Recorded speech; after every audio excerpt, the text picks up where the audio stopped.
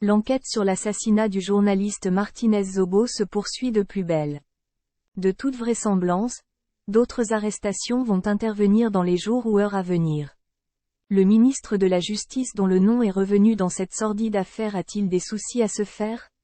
Manifestement oui. Dans un article dans lequel Jeune Afrique 5 questions pour comprendre cette affaire d'État, le cas de Laurent Esso est revenu. Laurent Esso peut-il être inquiété? C'est posé comme question Jeune Afrique. Son nom ayant été cité par Justin Danwe, le ministre de la Justice se retrouve, de fait, sous les feux des projecteurs.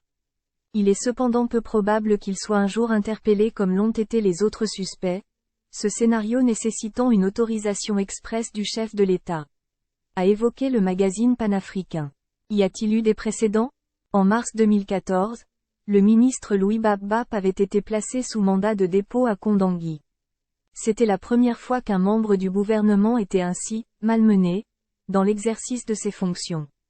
Ses ennuis furent néanmoins brefs, il fut libéré au bout de 24 heures sur ordre de Paul Biya. Depuis, les ministres jouissent d'une immunité de fait, à laquelle seule leur sortie du gouvernement peut mettre un terme. Paul Biya serait-il prêt à relever Laurent Esso de ses fonctions pour qu'il réponde de son éventuelle implication dans cette affaire devant les enquêteurs ou les tribunaux?